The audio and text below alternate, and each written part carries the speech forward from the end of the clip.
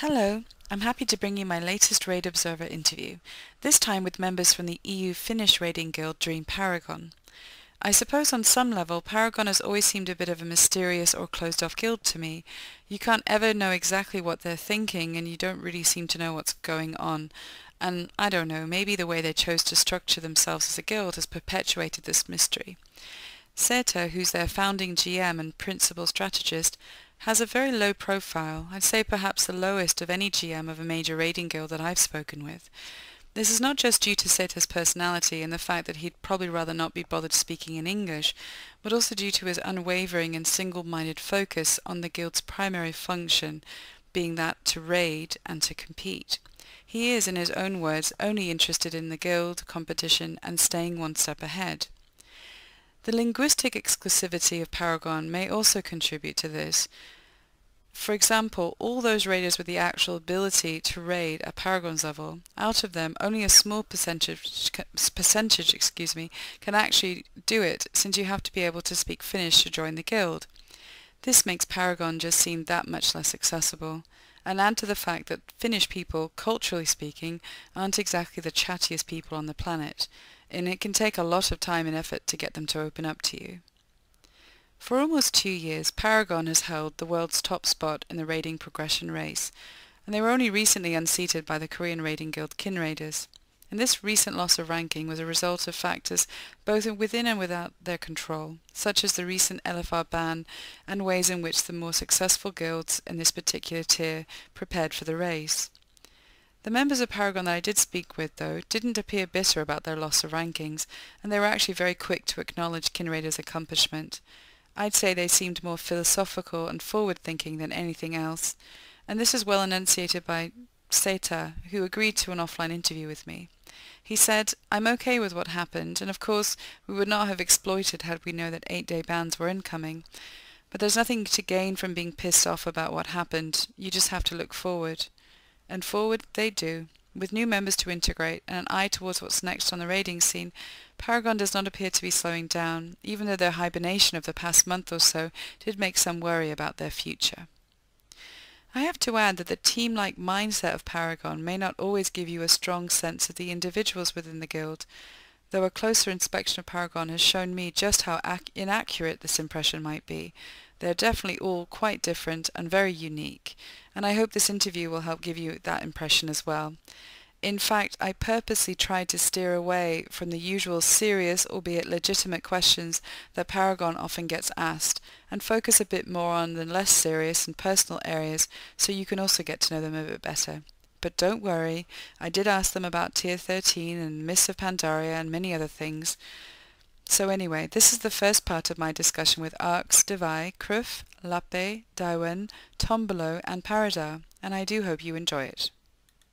What I'm going to do is just go through the room and ask everybody who's participating to just introduce themselves, tell us where they live in Finland to help us with our geography, and just tell them which main character that you play in Paragon. So I'll start with you, ARCs. Hey, I'm Arx. I play a Resto Druid in Paragon, and I live on the second floor. In Finland? Yes, the second floor of Finland. Cool, Finland has 2 floors. That's awesome. Hi, Daewyn. Where are Hello, you? lady. Hi. Well, actually, I'm in third floor currently. So I'm Daewyn. I play currently mage as my main, but I've played warlock for 5 years, so that's my more familiar character, and I live in Helsinki. Very good. And Devai? Hi.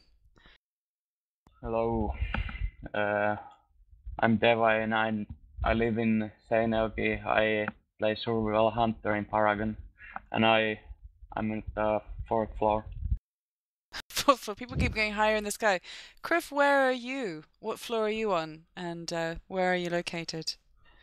I'm actually on the ground floor. Anyway, I'm Kruf. I play a hunter, and I live in Espoo in southern Finland. And just so everybody knows this, I'm learning my geography of Finland. Espoo and Helsinki are very close to each other. And it looks like, if you're an English speaker, it's spelled Espoo, which is kind of funny, but they don't say it that way. Hey, Lappe, where are you? Yeah, hi, I'm Lappe. I live in Kuopio, the third floor. Third floor, okay. I think we've got a trend here, everybody. I think a lot of folks live in apartments on multiple floors and buildings. There are houses in Finland, correct? No, all flats. No, all flats. Okay. They must obviously have a space problem in Finland. So, and last but definitely not least, we have Tombolo. Hi. Hello. I think the winning floor is third today because I'm also on the third floor at the moment, and I play a shadow priest in Paragon. Very good. Well, thanks, guys. This is a small percentage. I have to say as well, I was able to talk earlier today with Seita, the guild leader and raid leader for Paragon, and he prefers not to speak in English on these recorded interviews, so he agreed to answer some questions for me over IRC. So I've written those down, and I'll share some of his responses as well. So even though I don't sound Finnish and I don't sound like a guy, I will speak for Seita as well a little bit. So very happy to have you all with us. It's been an interesting year so far. I'll start us off a bit with the beginning. Arcs, you guys didn't end on the usual high note that you're accustomed to. You slipped down from first spot worldwide. I know we've talked about this before, but I was just wondering, how has it been for all of you since tier 13 with the the final result that you had? Has that affected from your observation the guild, and how do you think people are viewing Paragon now? Well, I don't think there's been that much of a change inside the guild, at least. I mean, we all know what happened, and despite that, I think we still put on a pretty good show. I mean, if the circumstances would have been different, I don't think anybody would be like disappointed at our performance. And people inside the guild realized that, so it's really not such a big of a deal. And besides that, I mean, it's the usual after progress. People are kind of taking time off and relaxing and gathering motivation again towards the game so that when the expansion comes, we'll be ready and waiting. Well, you bring up an interesting thing that a few people were asking about. Kruf, I noticed that the guild seemed particularly quiet, and a few people were worried that the guild had stopped playing, that maybe you guys had decided to throw in the towel. That's not true, is it? You're still actively raiding and getting ready for the next tier, correct? Yeah, well, since the next tier is going to be after a new expansion, there isn't really that much of a motivation to gear up really quick or anything, so we are just raiding for the fun of it. Very good. Devai, I wanted to ask you a little bit about how tier 13 was for you. I know that it was difficult because many members of the guild were banned for 8 days and then had to join the race late. How was that for you personally? And if you could go back in time, would you do anything differently?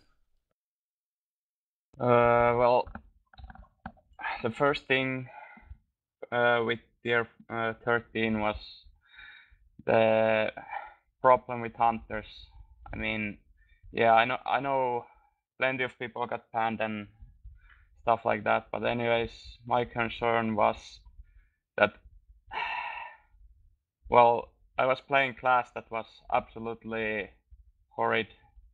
I mean, I only got the spot to bring 3% of damage, which Beastmaster Hunter does. I mean, give, and well, I don't know.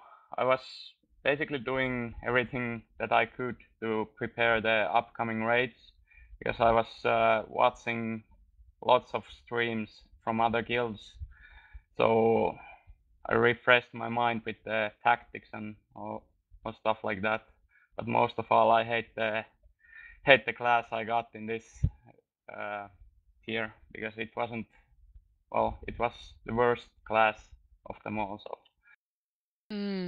It's interesting because I know that you felt that way, and Kruf, I think you've shared that point of view on some podcasts as well. Do you guys think that hunters have had the worst situation of all the classes, or is that just that you guys are are there other classes that are suffering as well? What do you think, Devai? Well, no, not really, because every caster had legendaries and all the melees got 10% more AP. Hunter didn't get anything, absolutely nothing. And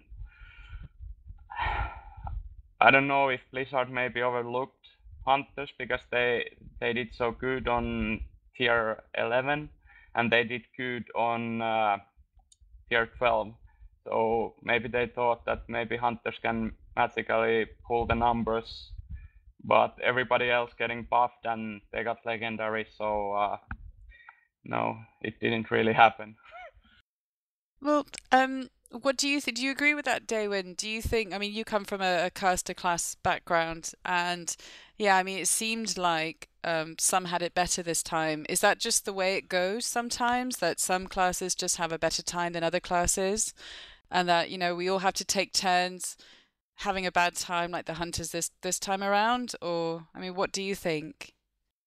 Well, that's definitely the way it has been, but I believe that's not the way it should be. Hunters definitely were worst class as a whole during that progress, during previous progress. There were some other bad specs as well, of course, like Boomkins weren't that great either. DK wasn't that good DPS, but both of those classes had alternate specs that could be at least somewhat viable. We simply we felt like we were carrying our hunters through the progress as well. Yeah, and it's frustrating, I think, for guilds that don't have the sort of depth of alts and flexibility that a guild like Paragon does. So, you know, I know that that's been frustrating. An interesting issue. Arx, do you want to add anything to that? Yeah, just keep in mind that the most important part balance-wise in this progress was 23 seconds long, so not exactly the best circumstances either. So, where would you rate tier 13 as far as raiding content goes?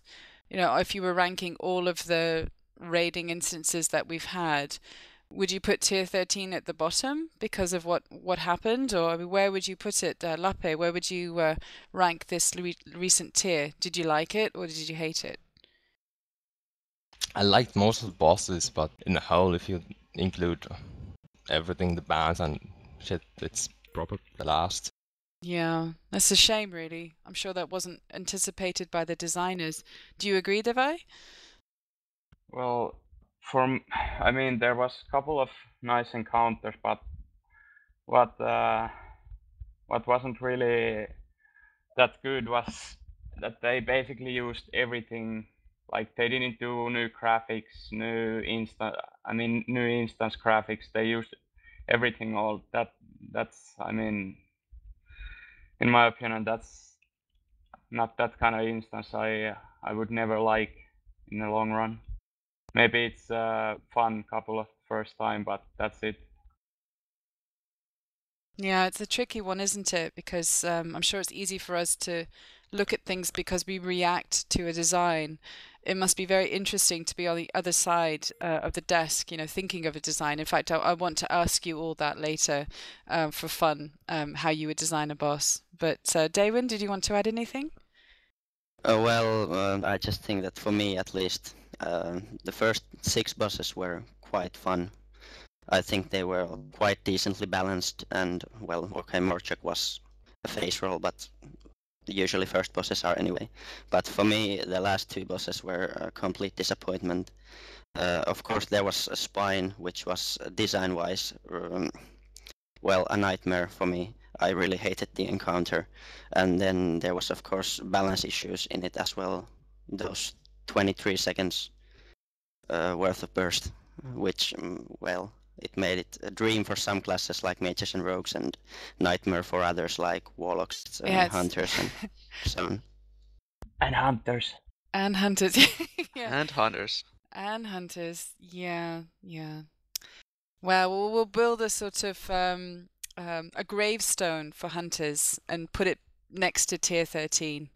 and leave it there. Hopefully rest in peace. We'll see. Did you want to add anything to that, Alex?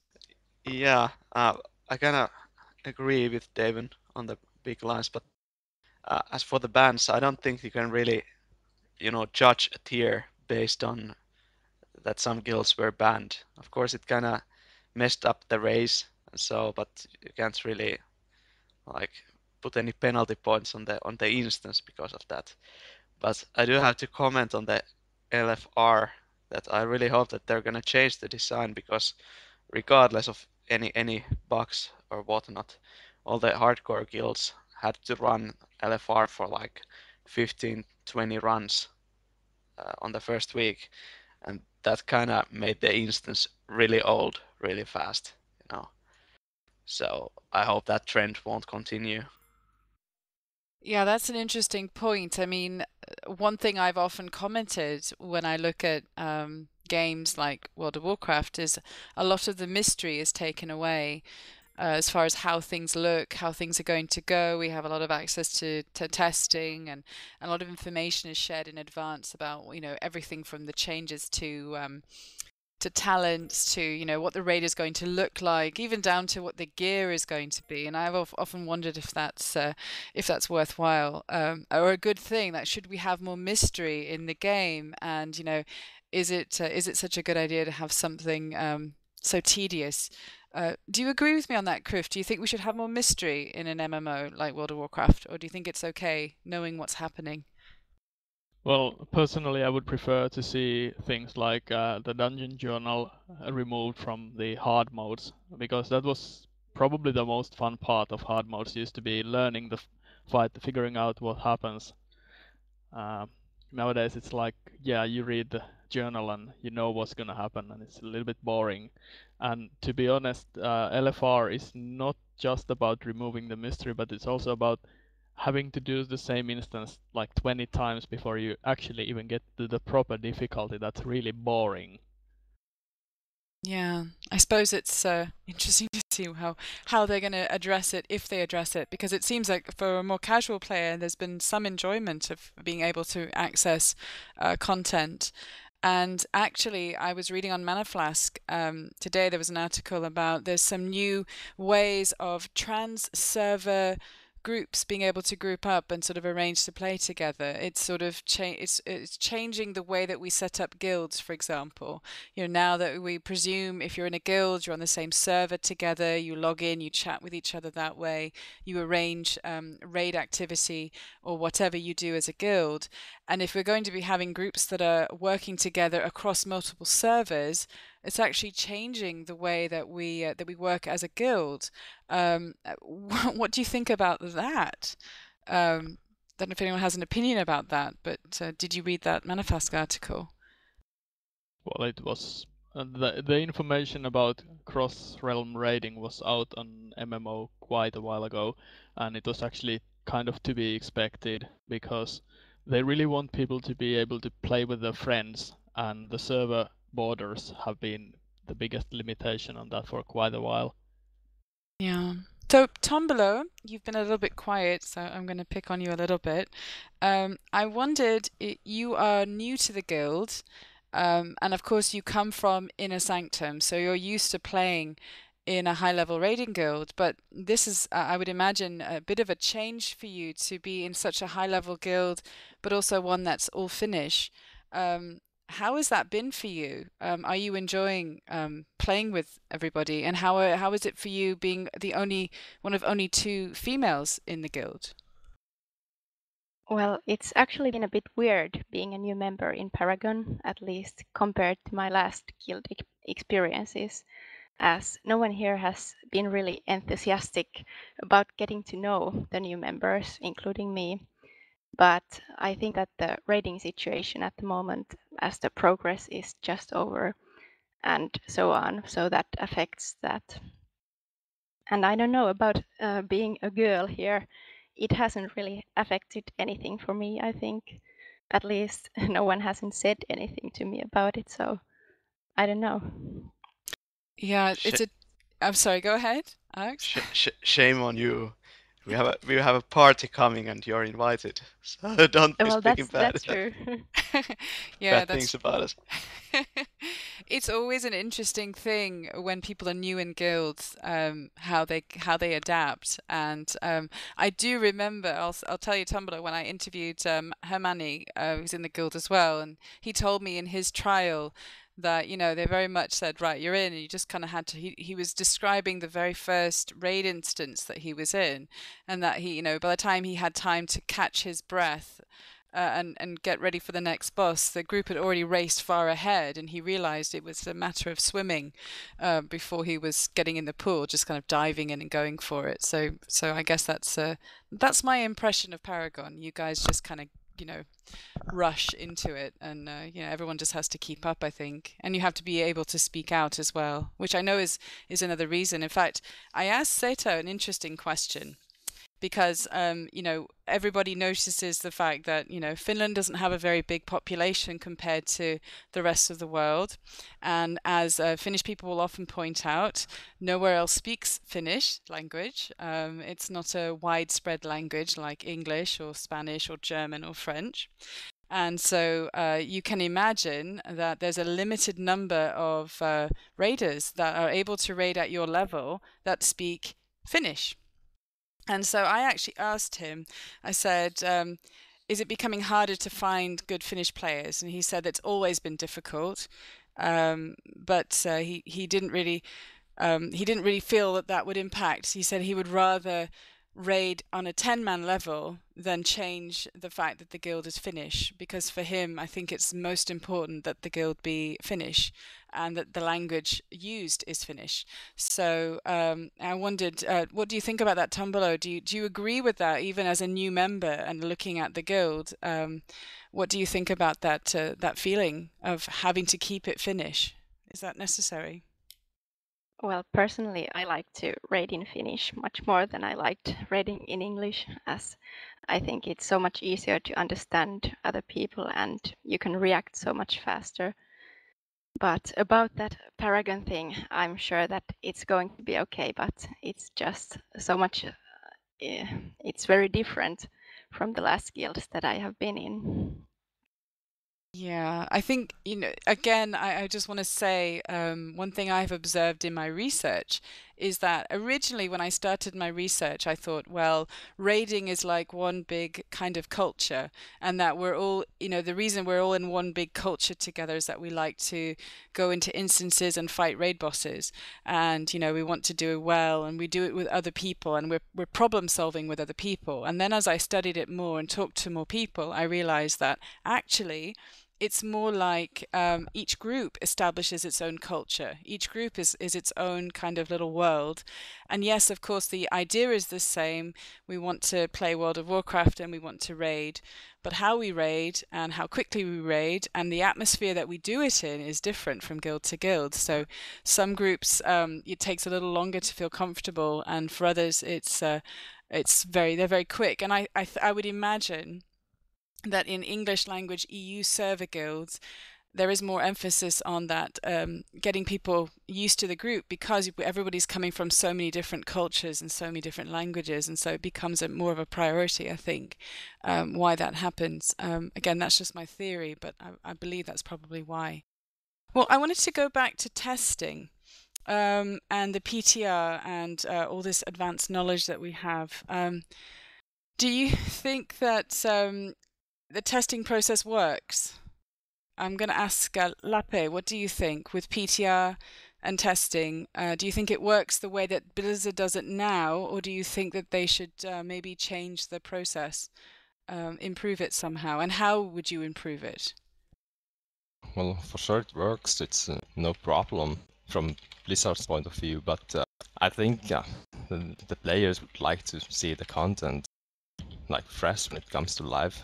Yeah. It's kind of boring to just go and kill the bosses that you've already killed or been really close to. Yeah, that's a good point. If you had to choose between no PTR but a better internal testing, so Blizzard does a better job before they release the content, and you have bosses with less bugs, but you don't know about the boss fights at all, it's a mystery when the boss comes out. Which would you prefer, the current system or a system with less information but better quality bosses? What kind of a question is that? This is no Yeah, brainer. I mean, It's like a win-win. yeah. So you prefer that what you're saying is it's an obvious question. You prefer the latter. Yeah, going Yeah. in blind is always better. Okay. More fun. Yeah, it's an interesting thing though, because at the same time I could argue that, and I know why you have to do it the way you do, because it's the only way to stay competitive, but I could argue that if you're going to be a purist about that, then you would do no PTR testing, you would look at no websites, you would read no information, and you would be able to go in blind. But it's almost like, even though we want that, we never do that, even though you could actually do that if you wanted to. Well, yes, if you were not competing at all, you could do that. But if you would like to see, if you would like to go in blind and you want to be in the top level competition, that's kind of a problem. Yeah. Well, I think the race itself is problematic. It's very difficult, I think, for us to design a really good a good race, because, for example, when I interviewed Exodus, the American Raiding Guild, 2 weeks ago, they were very open about the fact that if they needed to exploit a bug to do something, they would just do it, because for them that's how they just want to kill the bosses. They don't think about if it's right or wrong. They just want to play. And I know not all guilds feel that way. Some guilds would choose not to. And I did actually want to ask Arx, I'm going to ask you this one specifically, because you actually wrote the apology for the guild after the ban, kind of explaining what had happened and kind of put Paragon's position. And what somebody said in the Exodus interview was that a lot of guilds, they didn't name guilds specifically, but they said guilds that have sponsorship have to say sorry because they need to keep the sponsors. So to me, that said that you guys do things not because you think it was right or wrong, but because you have to, keep your sponsors happy. And is that why you wrote the apology, or was it to protect the sponsorships? No, it has nothing to do with sponsorships. I understand why Exodus might feel that way if all that matters to them is like killing the bosses. But we have a slightly different view on those things, since we don't really particularly enjoy doing cheap stuff, like obviously cheap stuff. Innovative stuff is a different thing, but stuff like the LFR thing, which you just like go with the flow and it just feels even wrong. It's just, there's no fun in playing that way. And writing an apology has nothing to do with satisfying sponsors or anything. It's more about recognizing that, okay, there are wrong things going on in the race, and that we feel that we were on the wrong side of the fence that time. So it's owing up to what we did and how we felt about it. Yeah, it's an interesting one, the different ways that people see this situation. So, Daewyn, are you looking forward to the next expansion, and do you intend to keep playing? No, I just applied to Paragon to become social in 6 months. Of course, I'm looking forward to next expansion. How about you, Devai? Are you looking forward to are you going to become a panda? Or No. what are you going to do? No pandas for you? No, I'm not going to be a panda. I'm going to be orc, as long as it has the biggest muscles. That's all that matters. So you choose your race based on the size of the muscles? Yeah, of course. Right. Well, what I should explain to listeners out there that don't know Devai, he's an avid weightlifter, would you say? How would you describe fitness fanatic? I would say it's gym as a hobby, not fitness fanatic or bodybuilder or anything. Are you sure like it's that. just a hobby for you? Because, Yeah, yeah. It's just a hobby. Okay, I've just been told that the accurate Finnish term is I'm really scared of saying this because I'm worried I'm going to say something that everyone will be laughing, but hopefully just Finnish people will find this funny. Salipele? Is that how you say it? What's that mean? Salipele? That's like a gym clown. A gym clown. Okay. Something like that. Okay. So, how much can you bench press? Is that the correct term? The maximum. What's the maximum that you can bench press? 135 kilos last time when I tried.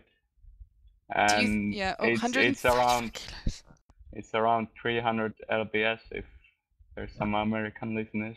Yeah, 300 pounds. Yeah.